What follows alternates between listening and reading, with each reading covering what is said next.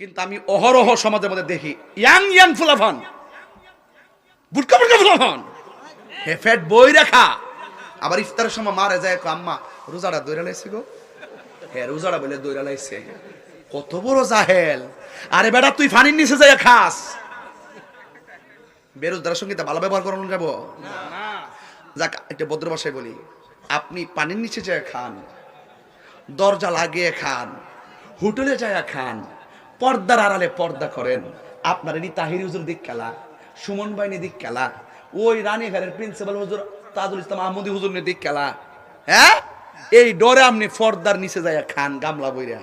আপনি কি একবার ভাবেন না যে আপনারা আল্লাহ দেখতেছে? মানুষ মানুষের যেমনে ডরা, আরে বাপরে কি প্রেস্টিজ!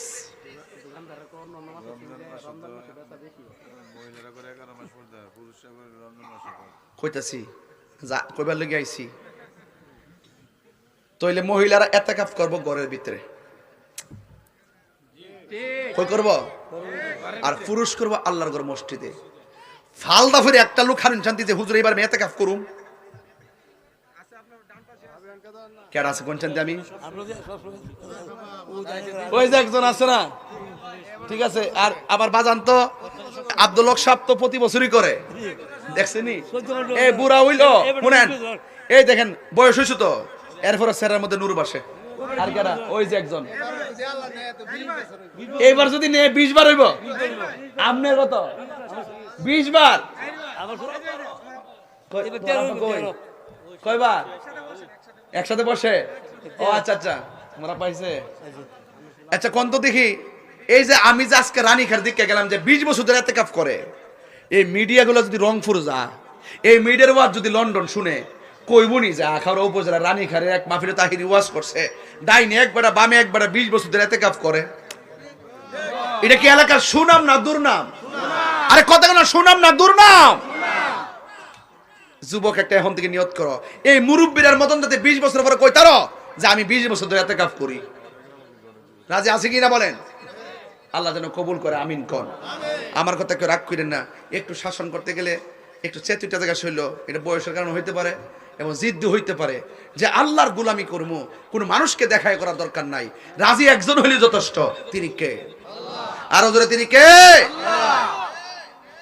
নাইলে বাজান খবর আছে, আল্লাহর হাবিবের প্রিয় সাহাবী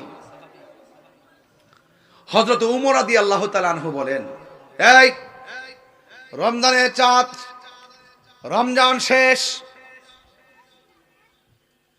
শাওয়ালের চাঁদ দেখা গিয়েছে, ঈদুল ফিতর আগামীকাল।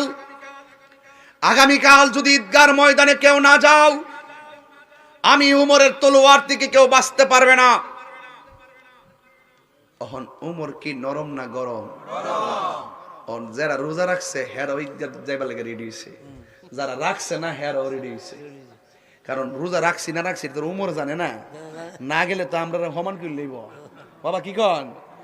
এটা হবে না। কারণ বেরোজদার রগেছে, রোজাদার রগেছে। কিন্তু পরের দিন ঈদগার মাঠে মুসল্লিরা একদম ভরপুর হয়ে গেছে, ইমাম সাহেবের কোনো খবর নাই। এখন যেটি রোজা রইছে না, ইডি সুযোগ পাইছিনি। ওই আমরা যদি কই সাহেবার লাগে, নিজের কোনো খবর নাই। হ্যাঁ, তখন আবু হুরায়রা রাদিয়াল্লাহু তাআলা আনহু বলেন, সবাই আসলো যে উমরের কোনোদিন নামাজ কাজা নাই, এই উমর রাদিয়াল্লাহু তাআলা আনহু কেন আজকে ঈদুল ফিতরের ময়দানে আসে নাই? চলো তার বাড়িতে যাই। সুবহানাল্লাহ কইতেন না? ও বন্ধুরে, গভীর মনোযোগ মহব্বত নিয়ে বসে যান, একটা জবান বন্ধ রাখবেন না, মহব্বতে মায়ার সুরে বলো সুবহানাল্লাহ।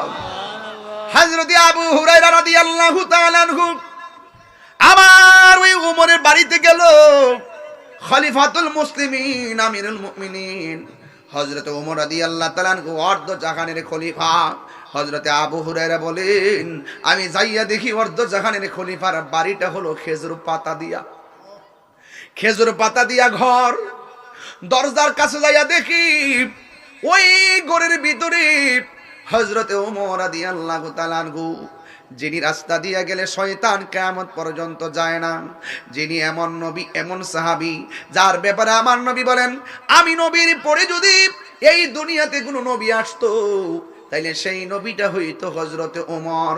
ওমর এমন একজন সাহাবী যেই ওমরের সামনে তার বাবা খাত্তাব বলছে নবীরে পাগল। ওমর রাদিয়াল্লাহু তাআলা আনহু হাতের মধ্যে একটা তলোয়ার নিয়া ওই বাবার কল্লাটা কেটে আলাদা করে দিয়েছিল। এমন ওমর তিনি ঘোষণা করছেন যারা ঈদুল ফিতর নামাজে না যাবে, এই মাদ্রাসার মসজিদের খতিবরা এই ওয়াজগুলা ঈদের ময়দানে করবেন। এই ওয়াজটা দিয়েছি শুধু আপনাদের জন্য। ইন দি মিন টাইমে হযরতে ওমর রাদিয়াল্লাহু তাআলা আনহু বলেন, আমি ঘরের ভিতরে বসে চোখের পানি ফেলে কাঁদতে। আবু হুরায়রা রাদিয়াল্লাহু তাআলা আনহু বলেন, আমি ঘরের দরজার মধ্যে যাইয়া দেখি ঈদের দিন যদিও আনন্দের দিন, কিন্তু আমি ঘরের দরজায় দেখি গো ওমর রাদিয়াল্লাহু তাআলা আনহু বিনায়া বিনায়া চোখের পানি ফেলায়া কাঁদতেছে। ডাক দিয়া বলে, ওমর, ও ওমর, আপনি ঘোষণা করলেন ঈদগার ময়দানে যদি কেউ না যায় আপনি তাদেরকে শাস্তি দিবেন। এখন সবাই কানায় কানায় ভরপুর, কিন্তু আপনি ওমর দি ঈদগার ময়দানে যান নাই। এবার ইন্দিমিন টাইমে দরজাটা খুললেন। দরজাটা খুললে যখন ভিতরে ঢুকছে গো, তখন ওমর রাদিয়াল্লাহু তাআলা আনহু চোখের পানি ফালাইয়া ফালাইয়া কাঁদতেছেন। আবু হুরায়রা রাদিয়াল্লাহু তাআলা আনহু ডাক দিয়া বলে, ওমর, তুমি কেন চোখের পানি ফালাইয়া কান্দো? ওমর রাদিয়াল্লাহু তাআলা আনহু ডাক দিয়া বলে, হে আবু হুরায়রা গো, আমি কেন কান্দি আমার আল্লাহ ভালোই জানে। আবু হুরায়রা রাদিয়াল্লাহু তাআলা আনহু বলে, কেন কান্দো এটার ব্যাখ্যা এখন নিব না, সরাসরি চলুন ঈদগার ময়দানে। সময় চলে যাইতেছে, মানুষগুলো অধীর আগ্রহে অপেক্ষা করতেছে, নির্ধারিত টাইম চলে যাচ্ছে। হযরতে ওমর রাদিয়াল্লাহু তাআলা আনহু এবার আবু হুরায়রা রাদিয়াল্লাহু তাআলা আনহুর সঙ্গে চোখের পানি ফালাইয়া ফালাইয়া ঈদগার ময়দানে চলে গেল। যাওয়ার পরে হাজার হাজার মুসল্লি যারা মুনাফিকি করছে তারাও কাঁপতেছে, যারা রোজা রাখে নাই তারাও কাঁপতেছে, যারা রোজা রেখেছেন তারাও কাঁপতেছেন। কারণ ওমর তো নরম নয়, ওমর তো অনেক গরম। না জানি আমাদের কোনো সমস্যা হয়েছে কিনা। রানী খানের বাবা অন্তরের খবর আমার আল্লাহ জানে। ওমর রাদিয়াল্লাহু তাআলা আনহু তিনি যাইয়া ওই জায়গায় মেহরাবে দাঁড়াইলেন। এ বন্ধুরে আমার, ওই মেহরাবের মধ্যে দাঁড়াইয়া ডাক দিয়া ওনার কারণ ব্যাখ্যা করতেছেন। ওনার কি কারণ জানেননি? কেন তিনি ঈদগার ময়দানে আসে নাই, কেন তিনি বিলম্ব করেছেন, তার কারণটা তিনি চোখের পানি ফালাইয়া ফালাইয়া ব্যক্ত করতেছেন। ডাক দিয়া বলে, ইয়া আইয়ুহাল মুসাল্লিন আল হাজিরুন, এ উপস্থিত মুসল্লিয়ানে কেরাম, আমি আপনাদেরকে ঘোষণা করেছি, আপনাকে ঘোষণা করেছি আপনারা ঈদগার ময়দানে আসার জন্য। আমিও রাত্র থেকে এমন ভাবে প্রস্তুতি নিয়েছি ঈদগার ময়দানে আসার জন্য, কিন্তু আমি ঈদগায় আসতে যাইয়া সাহস করতে পারি না। আমি একটা কদম সামনে দিলে আমার পা গুলা কাঁপে, চোখের পানি সেকেন্ডের জন্য বন্ধ হয় না। আপনারা জবান খুলে বলেন, চোখের পানির দাম কম না বেশি? আর জোরে কম না, কম না বেশি? যুবকের দল, কান্নার মতো যদি কাঁদতে পারেন জাহান্নামের আগুন আমার আল্লাহ ধরাইব দুইটা জিনিস দিয়া, একটা হলো মানুষ আর একটা হলো পাথর। এই মানুষটা যদি আমি হই আমার কি অবস্থা হবে? এই মানুষটা যদি আপনি হন আপনার কি অবস্থা হবে?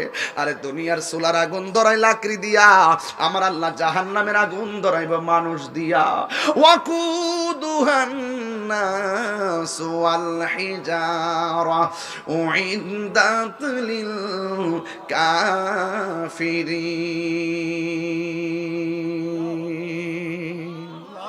একটু ভলিউমটা দেন, ভলিউমটা বাবা। উইদ্দাত লিল কাফিরিন, জাহান্নামের আগুন ধরাইবো আল্লাহ মানুষ দিও, জাহান্নামের আগুন ধরাইবো আল্লাহ পাথর দিও। এই যুবক এখনো সময় আছে, হাসির পরিমাণ কমায়া দেন।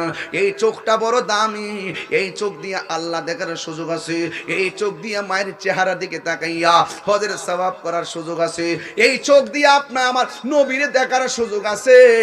এই চোখ দিয়া আপনার জীবনটারে অন্যদিকে ডাইভার্ট করে আপনার চোখের মর্যাদা হারাবেন না। জবান দিয়া বাজে কথা বলে জবানের মর্যাদা হারাবেন না, আর হাত দিয়া খারাপ কাজ করে হাতের মর্যাদা হারাবেন না। প্রত্যেকটা প্রত্যেকটা অঙ্গ চালনা করার জন্য আমার আল্লাহ একটা ফেরেশতা বানায়া রাখছে। এই জন্য জাহান্নামের আগুন কোনো কিছুকে ভয় পায় না। জাহান্নামের আগুন ভয় পায় শুধুমাত্র আশিকের চোখের পানিকে। এই জন্য আমাদেরকে কানতে হবে বেশি। এখন তো আমাদের চোখের পানি শুকাইয়া গেছে, কানলে বলে কান্নার ভান করলে মানুষ বলে অভিনয় করি, চোখের পানি ফালাইয়া কইলে কই অভিনয় করি। আরে অভিনয় না, দুনিয়া অভিনয়ের জায়গা না, দুনিয়া নবাবের জায়গা না, দুনিয়াটা হলো গোলামের জায়গা। কথা গন্না বাজান ঠিক কিনা?